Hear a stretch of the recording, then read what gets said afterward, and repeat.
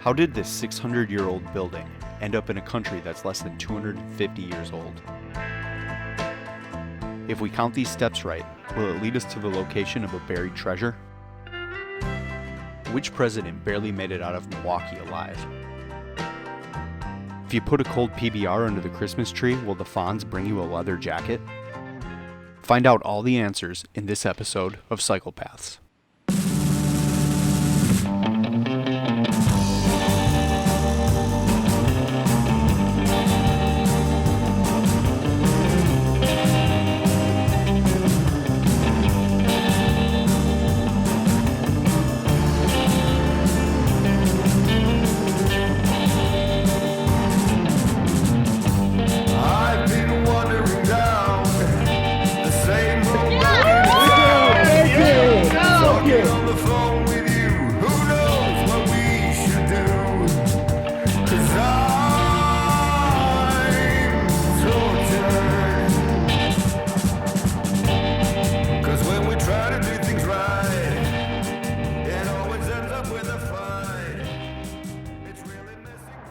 All right, welcome back to Psychopaths, where I take you along on adventures to explore the history and mysteries of the places we ride our bikes. Today, my guest is fellow YouTube cyclist, the Dusty Dutchman. What's up, y'all? It's cold out here. In this episode, we're exploring Milwaukee, Wisconsin. Situated on the western shores of Lake Michigan, Milwaukee, Wisconsin is the 31st largest city in America. With a population just under 600,000, it's the largest city in my home state of Wisconsin. Known for its rich history and culture, sports teams and beer, there's something here for everyone. Unless you're looking for great mountain bike trails, then maybe look towards other parts of the state. Whoa. Although the off-road trails aren't the best, Milwaukee can be a great city to ride a bike. The massive Oak Leaf Trail is a figure-8 bike path throughout Milwaukee County that covers over 100 miles. And it also connects to hundreds of miles of more trail in surrounding counties. If you are coming through the area, I highly suggest checking this out. It's a beautiful day in Milwaukee. Just a great December day.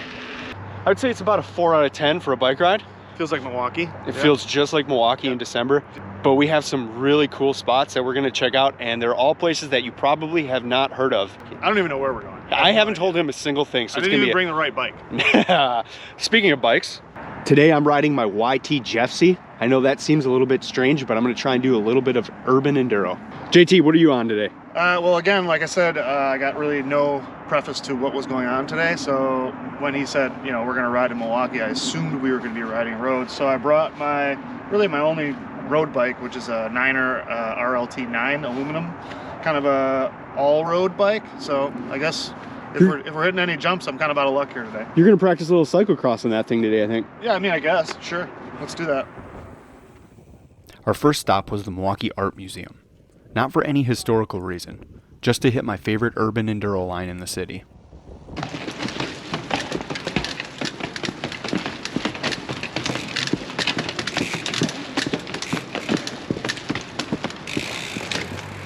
Freestyle.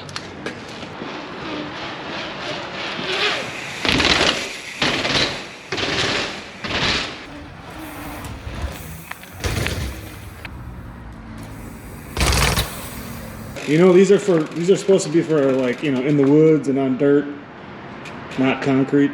Have you seen Fabio Whitmer? Yes. Come on, get your bike. All right.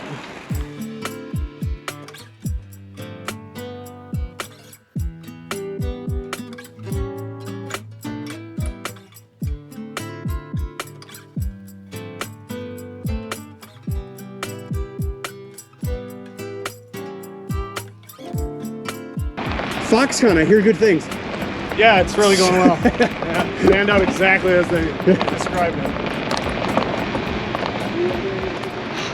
All right, JT, I recently saw you were in Germany. How was that? It was great. I was there for work, but still get a chance to get out and move around a little bit. At any point there, did you see any castles? I sure did. In fact, from where our conference was, and when you stepped out onto the ledge or the balcony every day for break, you could see in the skyline, you could see 2 or 3 castles just sitting on top of little ridges. It's pretty awesome. That was pretty cool. At any point, did you look at one of those castles and was like, you know what? I should steal that and bring it back to the United States? Yes. Okay. Yeah, I did think that. And you're gonna love this next location. Okay, perfect. So our first big stop on this ride is this chapel. It's the St. Joan of Arc Chapel, and it's on the Marquette University campus.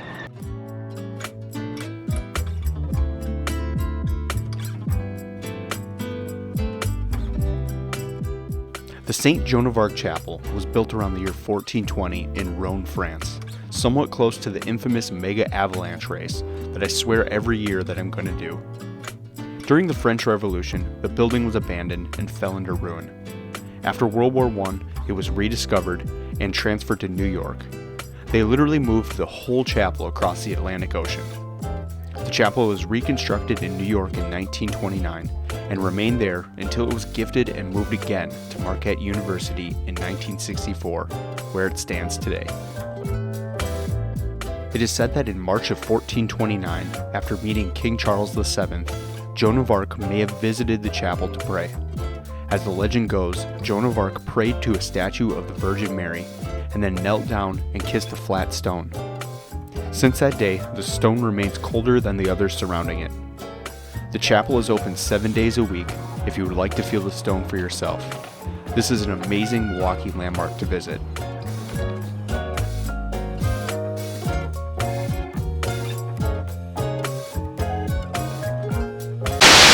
Welcome to Milwaukee. That's a hole. That's also a hole. I wonder how many bicyclists have gotten claimed in that. These roads are rougher than the mountain bike trails. Yeah, no kidding. God forbid you could actually ride a road bike in this town, on the road. Yeah, right? That's why I'm on my full suspension. 150 millimeters of travel is what you need to ride on the city streets of Milwaukee. And yet, construction never stops. Never. However, Never. nothing ever gets better. Mm-mm.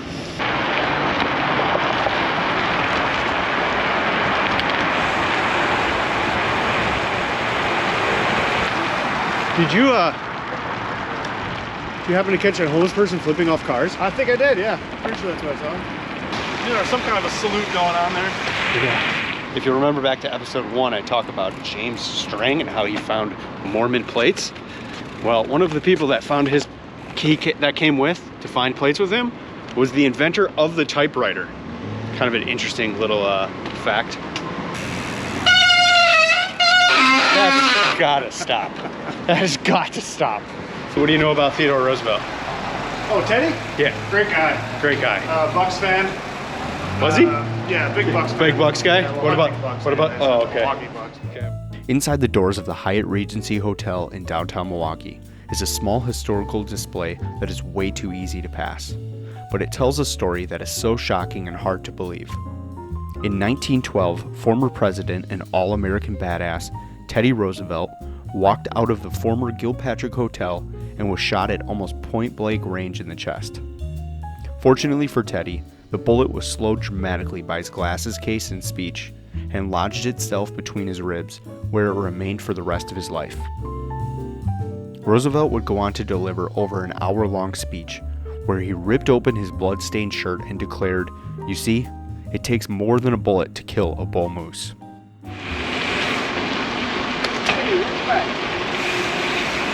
Right there. Oh, there he is. Man, I can feel it's cool from here. There's my guy. Hey. I mean, this is how I learned how to be cool. That's how I am so cool now. What goes down must go up, right?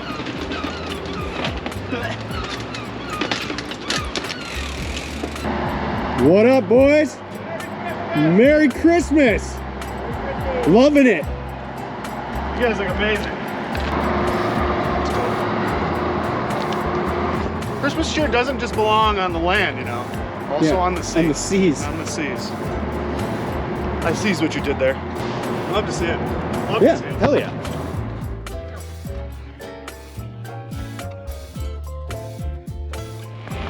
This is a hill. Yep.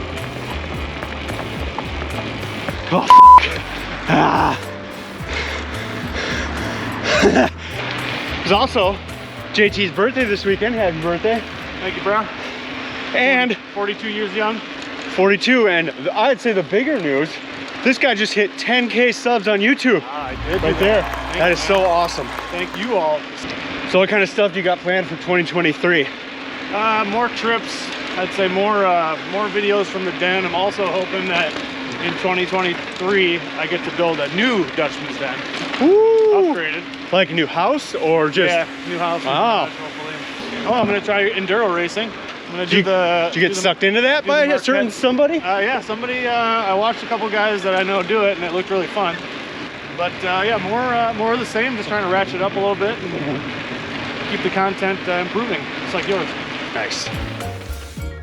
Earlier, I mentioned a throwback to James String and his Mormon plates that I discussed in episode 1. But there's actually another spot in Milwaukee that ties into that episode that has far greater historical impact and significance. Alright, let me just pause right here. I did a horrible job explaining this next little segment, so I decided it was best to just do some voiceover. Hopefully it ends up giving off some old karate movie vibes without the bad accents. In 1854, runaway slave Joshua Glover was captured under the Fugitive Slave Act in Milwaukee and taken to the local jail. Abolitionist Sherman Booth helped to organize and incite a riot, which would free Glover, helping him escape to Canada using the Underground Railroad. For his involvement, Booth would become a federal fugitive, and he was given shelter by none other than Hans Christian Heg, who I talked about extensively in episode 1. The entire incident would lead the Wisconsin State Supreme Court to declare the Fugitive Slave Act unconstitutional, the only state to do so. John Wilkes Booth and Danny Glover came together.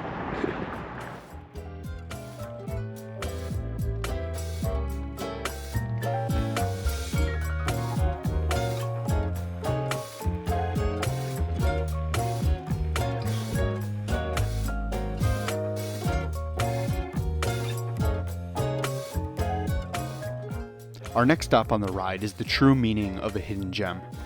Tucked in an alleyway behind the famous Oriental Theater is an urban art display known as Black Cat Alley. The Alley Art Project was a local effort to turn a dangerous East Side alley into a fun, edgy art hideaway to celebrate local artists.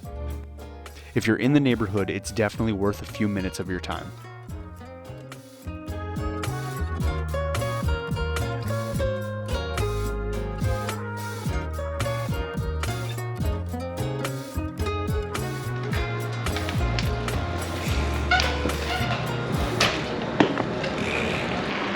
Have you ever heard about a missing treasure or a buried treasure in Milwaukee? Not in Milwaukee, no. Really? Okay, cool. So, are you familiar with the TV show Expedition Unknown? No, I'm not. Okay, so it's a pretty popular show hosted by Josh Gates, and him and I actually have something very much in common. Okay. Neither of us have ever found anything, and that's where the similarities end. Okay. What is it? What's the treasure? So the treasure, I believe, is just a plexiglass box with a ceramic key, and then you send that key to the family or the publishing company of the book, and they send you a jewel. Huh. And I believe Milwaukee's is amethyst or something. I don't know. That's interesting. I'm a little worried that if we find it, I just don't want to end up with like a Raiders of the Lost Ark situation. I don't think that's gonna happen. Except off. Yeah, the only people that are gonna melt your face off apparently are the city of Milwaukee. Okay. The parks crew, because apparently they... In 1982, Byron Price published a book called The Secret. The book contained written and illustrated clues to the location of 12 buried treasures in North America. Of the 12, 3 have been found: Chicago in 1983, Cleveland in 2004, and more recently, Boston in 2019. Milwaukee is one of the 12 cities that contains one of Price's buried treasures, and most of the clues have allegedly been deciphered. But the Milwaukee treasure has never been found. Do hunters have it wrong? Or has the treasure been lost to time, nature, or construction projects? According to the experts, if you follow the poem and the illustrations, you'll be led to Lake Park, near the North Point Lighthouse. It is here where eager hunters have spent countless hours scanning for clues and illegally digging holes. A common theme among the hunting group's chats and podcasts is that of all the cities with buried treasures, Milwaukee's local government and parks department is the most hostile towards the treasure hunt. It's understandable that they don't want holes dug up all over the parks, but I also know firsthand that Milwaukee County lacks in the fun department. My advice for those looking to dig, if you get stopped by the police or the parks department, tell them you're building a baseball field or a beer garden, not hunting a 40-year-old treasure or playing Pokemon Go. Can we get a cheer? Can we get cheered? Yeah! Thank you! Thank you! Thank you! So we are at the North Point Lighthouse, where it is almost certainly believed to be where the treasure is buried. This one's out. Yeah, I think so too. Like, Alexa, turn on the lighthouse.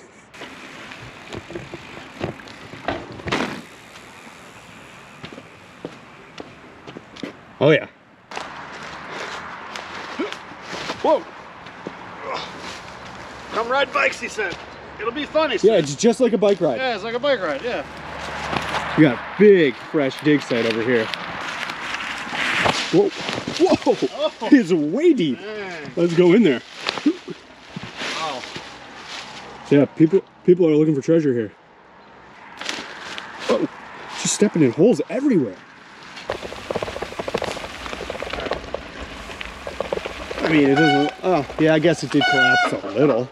Oh, it's... Here, guess we can go this way, or we can go under the bridge. Oh, yeah, what about Yeah. that? It's a really great road ride we're on here, Colin. Hey, man, I said this is about adventure. Oh boy! Oh boy! Oh boy! Get her together! So Colin thinks it's a good idea to just ride these like random boulders just for fun, I guess. Wait till you hear his brakes. You're doing great. Doing great.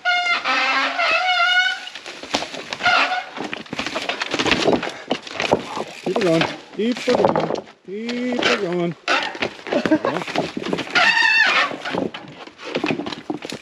Nice work, boulder boy.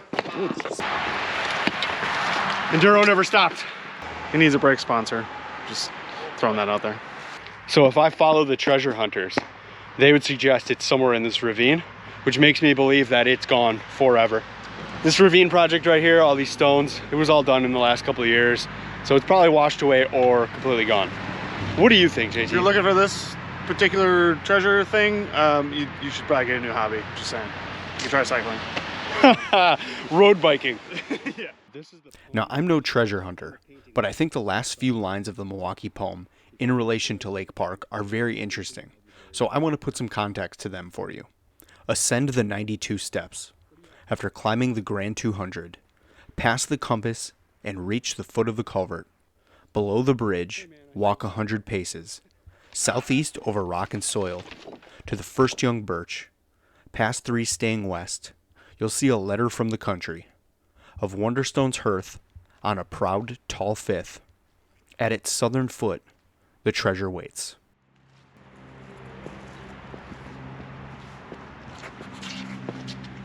Oh. Yeah, I mean, people are moving dirt back here. This is relatively fresh. This horse is anatomically correct. It is? Oh, you're right.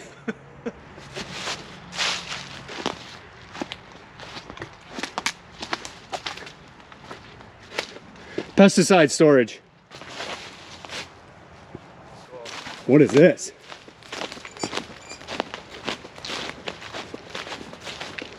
I think it's a murder hut. I think you're right. Yep. This is where Jeffrey Dahmer used to come. I think so. So this is the 92 steps, and there's a lot of debate whether there's actually 92 steps here. So I'm gonna count it for myself. What do you at? Do you count landings as steps? I'm at 22 when I step up on here. Yeah, that's the same. 22. If we count the landing as a step. Yep, it has to be, right? Okay. Maybe. Okay. And do we count these? I don't think so.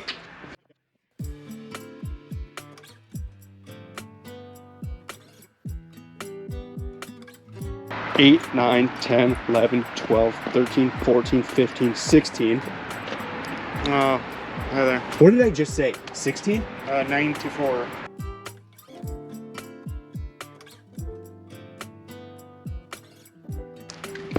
That time I got 91. Uh-oh. Okay, you know what? Counting stairs really sucks, which makes me believe that maybe he counted them wrong too, because the internet is full of people that can't count steps apparently, and I'm one of them. It's close enough. Close enough. It's close enough. Probably 92. Yeah, that was weird.